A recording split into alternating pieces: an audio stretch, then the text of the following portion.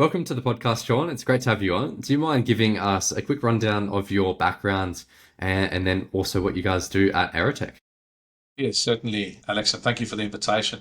So essentially what we do at AROTEC is we manufacture native autoimmune diagnostic reagents, and we produce them for supply to in vitro diagnostic companies, primarily in the Northern Hemisphere. The reagents that we do are actually the secret sauce inside the diagnostic kits that they produce. The protein reagents that we produce actually would diagnose a patient either being positive for a certain disease state or negative for a certain disease state. We command 55% of the world's market share in native autoimmune diagnostics, and it's all produced here in New Zealand. Yeah, my background's pretty much pharmaceuticals and bit of biologicals over the years as well. Dealing with commercial operations, strategic acquisitions, divestments, and manufacturing facilities as well. Yeah, amazing. So, at Aspen, which is one of where you spent a lot of time in your career, what were you mainly responsible for there, and what were some of the key priorities and things that you helped achieve? Yeah, look, it was a very long career. If you saw my CV there, it was essentially 20 years with a 6-year sabbatical, um, pretty much working my way through the company over the years. And the company grew quite significantly from a garage in Durban in South Africa to 20 years later to 150 countries, with 26 manufacturing facilities, 10,000 people, and also turning about 4.5 billion New Zealand dollars. I converted to New Zealand dollars because I live here now. Yeah, so anyway, it was essentially just setting up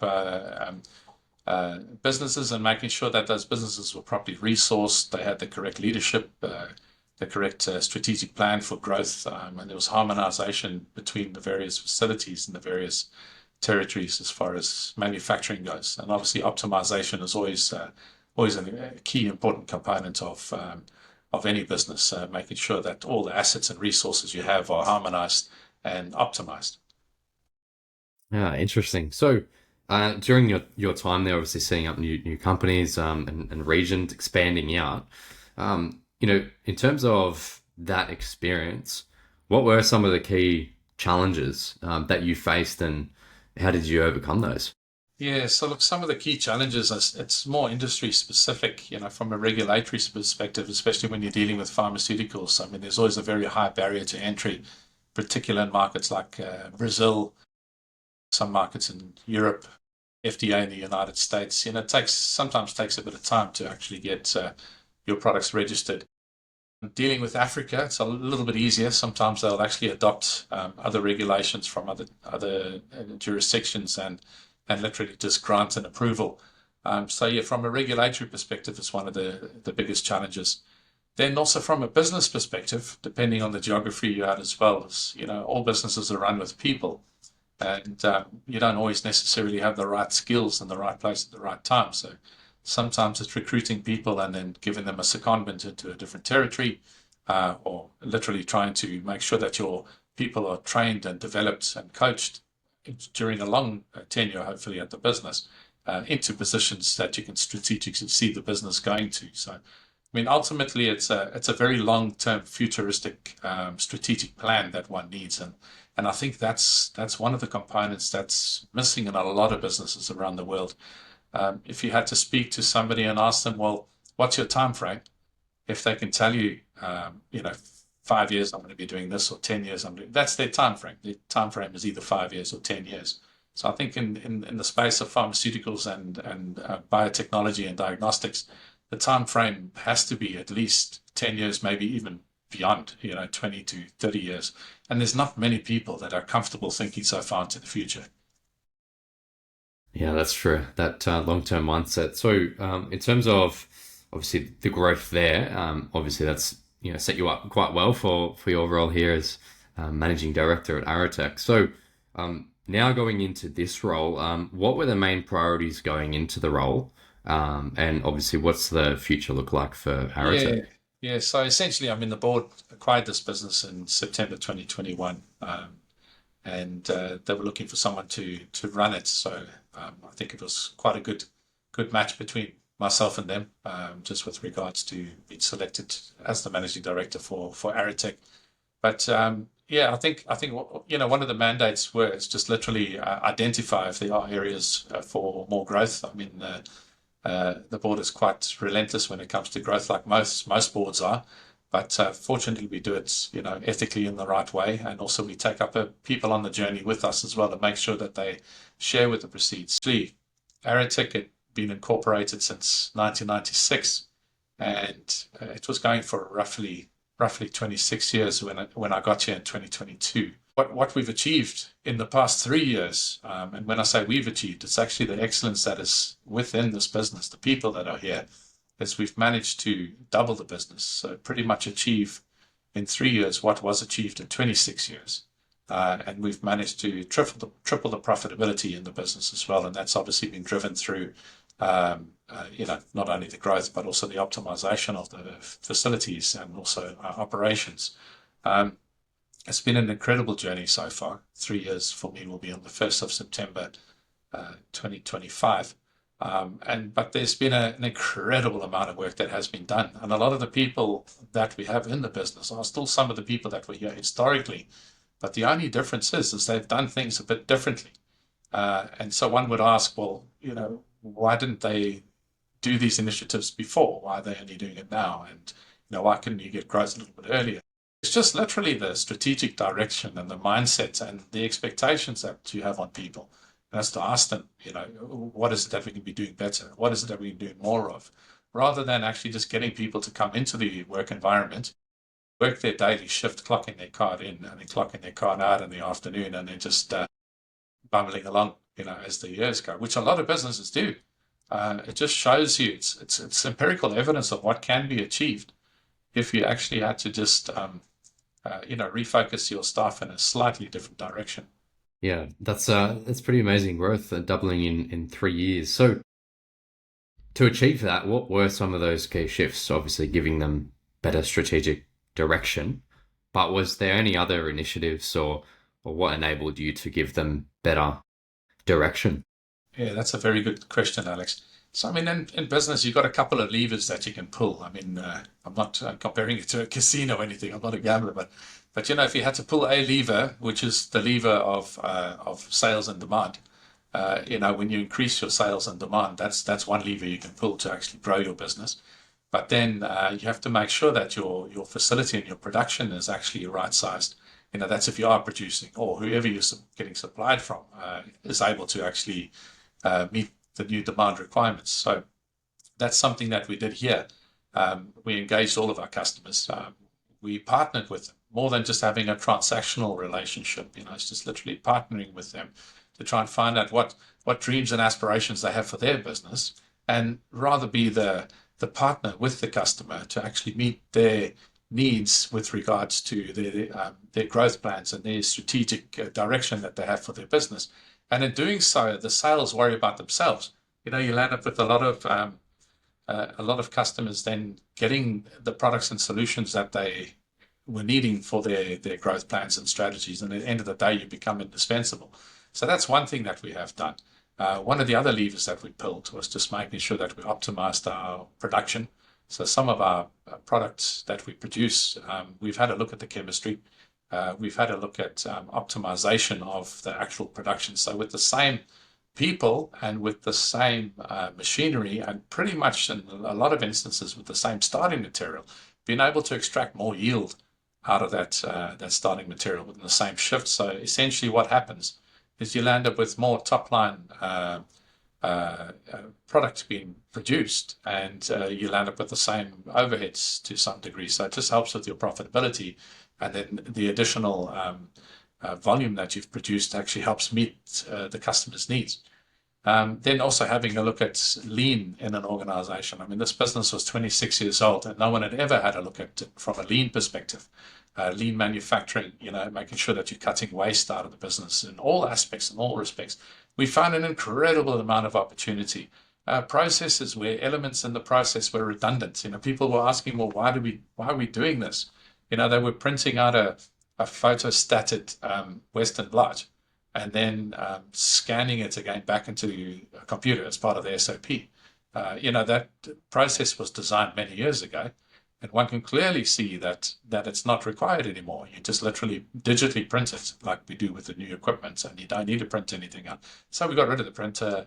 Well, I suppose the printer's still there, but it's not used for that.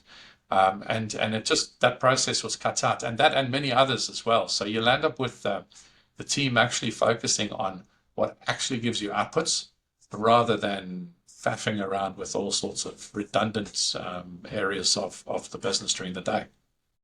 Yeah, I love it. Love it. That's yeah, good advice. And in terms of, you know, pulling those levers and focusing on what actually moves the needle and generates results, were there any key, I guess, sales or marketing strategies that you used to generate more revenue or Yeah, yeah. So from our perspective, I mean, marketing of the nature of the product that we do, I mean, it doesn't get marketed to consumers or anything. In vitro diagnostic manufacturers. But one thing that our customers value is high quality. So what we did is we put a campaign together of doing analysis of our diagnostics versus a competitor that they potentially could buy from, and we've always had a goal of making sure that we have the highest quality. And when I talk about highest quality, is you might have heard of false negatives and false positives in diagnostics. That happens when your antigen is not pure, and you'll end up with proteins binding where they should not be binding. So essentially, by making your proteins highly pure, you actually land up with an opportunity to make sure that incidence of false negatives and false positives is reduced. So that's what we focused on. AROTEC's diagnostics are between 90 and 99% pure, and we command 55% of the world's market share in native autoimmune diagnostic reagents. Our competitors, they're sitting at 85% purity. And so what we did is we picked up on this, and from a technical perspective, we created, it looks like an academic document, academic article, should I say, comparative analysis between our competitor and ourselves with empirical evidence on how we actually are better. And yes, we are more expensive than our competitor, but if you had a look at it in terms of almost like having a concentrated cordial drink at home, you can use that concentrate to go a very long way. You can pour maybe, I don't know, 16, 20 drinks out of it. So if you're highly concentrated and highly pure, you can actually use it over a longer production run. And not only are you getting more value out of a more expensive product that way, so it becomes cheaper, you actually are reducing the incidence of false negatives and false positives. So that's one of the marketing angles, essentially that we've taken against our competitors, and it's worked fantastically. The business today produces double the amount of antigen that it used to 3 years ago, and the demand just keeps coming. We've had 2 orders this year where the demand from single customers were actually in excess of what we've ever produced for the entire world on one antigen. So yeah, we've got other complexities to resolve, to make sure that we meet the customer's expectations. yeah, totally. No, that's obviously leveraging your results and comparing that to your competitors. How do you get in contact with your potential customers and clients? How do you have a sales team that is actively communicating with those companies, or what's the kind of process there? Yeah, yes. I mean, from that perspective, the business is quite traditional. I mean, we do have sales people based in the United States, in Europe. We have a third party in China and Japan as well. And yeah, they obviously do prospecting just like any other business does prospecting. But one big difference as well is in New Zealand, we have NZTE, that's New Zealand Trade and Enterprise. And we've got a very good, close working relationship with government. And as a result of their support, we managed to enter into 9 new territories in 2023 and 2024. And yeah, it's amazing the services that they've been providing. They'll have beachheads in those countries, and we'll get access to the key players and stakeholders, and we'll start having conversations. Next minute, we've got our antigen in with in vitro diagnostic supplier or potentially academic research laboratory. So yeah, we do cover those bases from a marketing perspective, although it's very different with the nature of our product. Yeah, yeah, totally. So, in terms of those salespeople, I'm guessing they're obviously on the ground, they're prospecting and seeing people, or mostly online. Yeah, so It's a bit of a mix. I mean, over the COVID period, everything was online. Um, Now that COVID pretty much in New Zealand has come to an end in 2022, um, and also in other parts of the world as well between 2021 and 2022, there's a lot more face-to-face customer time. I mean, my old argument is there's only so much excellence you can achieve behind your laptop and behind your desk. If you're physically in the face of the customer, you command a different kind of uh, attention from them by physically being there, present, with them. Um, so yeah, that's what we encourage our salespeople to do. And we've got incredible upsides, as a result of them being able to collaborate not only with that person that they booked an appointment with potentially online on a Microsoft Teams, but if you're in that environment, you happen to have the head of research and development walk past, you happen to have other key stakeholders walk past, and then you have conversations beyond that half an hour call period, that start adding a lot of value. So yeah, my default is always to make sure that people in the face of the customer as much as possible and as much as reasonable. Um, and then just to follow up with those online Teams calls. Some of our Yeah. territories are so vast, it's impossible to be in front of the customer absolutely everywhere. But it's just making sure that we prioritize and rank the customers from a CRM perspective. Yeah, yeah, for sure. Makes sense. In terms of the next, year or 2 years, or even up to 5 years, what are some of the goals for the company and your priorities for driving growth? Yeah, yeah. So that's good. So by telling me that, you've given away your time frame, which is 5 years, by the sounds of things. Uh, yeah, I mean, our time frame here at AROTEC starts at 10 years. So we've got a 10-year plan, and we'll have a look beyond there as well. But I'll answer your question obviously within that period. But 10 years, essentially, we would have doubled the business again. We would have more than likely achieved that by about 7 years. As far as antigen production goes, pretty much doubled yet again. And what we're having a look at is just looking at the life cycle of the business, been around since 1996. There's only so much you can actually, sell your exact same old products. And this is probably a message to other manufacturers and innovators out there as well, is that you have to have innovation coming into your business because every year or so you'll have some products falling off, and then essentially need to top them up. So one of our core competencies at AROTEC over the past 26 years has been producing high quality diagnostic reagents. Another core competency that we're actually busy developing at this point in time is the ability to rapidly produce and innovate new reagents and new products. That's something that we're relatively good at because we obviously do have products in the business, and that's taken 26 years to get to where we currently are. I suppose we're in our 30th year at the moment. But just last year we produced 10 new products, and this year we have another 7 in the pipeline. I mean, the business historically has only really traded heavily with 17 products. So it shows you the scale that we have from our developments. What we haven't seen yet is the proceeds yet from those new developments, because clearly the customers need to evaluate them. They need to then dislodge the competitor that's currently using those products. That's if they are a Me Too type product. We've got a whole lot of innovative new type products with new solutions. And then it takes sometimes 18 to 24 months with regulatory authorities to make sure that the registration is accepted and the product's accepted. So our timelines on a minimum are about 4 years. And yeah, I think the business in 5 years' time is going to be a very, very different business. We'll be very close to doubling it again that period, but that puts incredible pressure on our facility and the space that we have. Uh, there's only so much you can pull out of machines that run overnight like ours do and over the weekend like ours do. You literally need to start buying bigger machinery or start duplicating. And then obviously you can't just throw people at it the whole time. We don't have the caliber of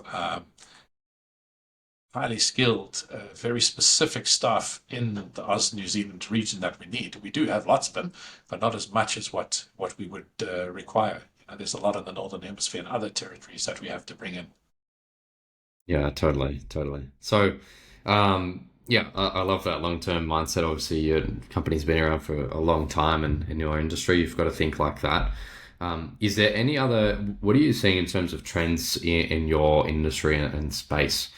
Is there any key trends that you're seeing at the moment, Yeah, or? Yeah, so look, the trends that we get exposed to are pretty much word of mouth by the customer, and then also the data that we analyze ourselves. And essentially, the United States, we're getting some reasonable growth. Europe, we're getting some good growth, but China is just another. It's just another area. I mean, it's almost impossible to keep up with the relentless demand from China. Where we are at the moment in our industry, I mean, China is I've got a lot of in vitro diagnostic manufacturers and a lot of antigen manufacturers as well. They don't do what we do though. Essentially, they focus more on infectious diseases, as one would understand, coming from China, and all sorts of other diseases and syndromes. So, I mean, we pretty much focused on autoimmunity, and what they currently have is a relatively poor quality product, which has quite a lot of incidents of false negatives and false positives. But however, what they're doing is they're starting to acquire product from other territories, like New Zealand ourselves and Germany and all sorts of all other places. And essentially, the secret sauce, as I mentioned, that they need for a good diagnostic, they're actually acquiring this from outside of China at the moment and putting it in their kits, which is actually making their kits equivalent quality to what you actually get in other parts of the world. Now, what we've identified is that within about 7 to 10 years, the Chinese will be in a position where their quality will more than likely be very close to, if not comparable, with the rest of the world. They're going to become an absolute powerhouse with regards to our industry, diagnostics. So strategically, we need to keep our eye on China, have a look and see how much do we want to participate? Do we want to actually manufacture there or not?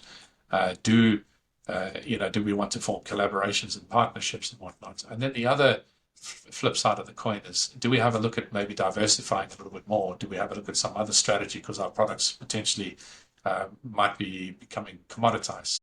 Essentially, what we've done is we've looked at all of the above, and we've got a whole lot of new technologies that we're looking at the moment to make sure that our business remains relevant, remains cutting edge. We'll obviously remain in the industry that we're currently in, but we'll be providing a whole lot of new exciting solutions.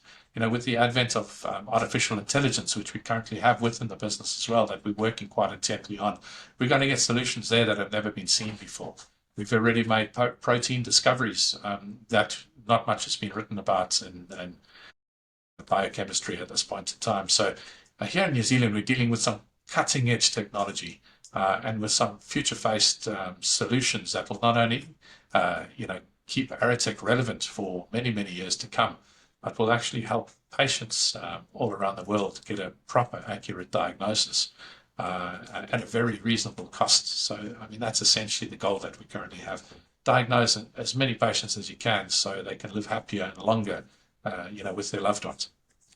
Yeah, totally. Yeah, I love that. So AI, obviously, big topic at the moment. I'd love to chat a bit about how you're using it, in the day to day. Obviously, using it in healthcare and drug discoveries and new treatments is pretty amazing use case.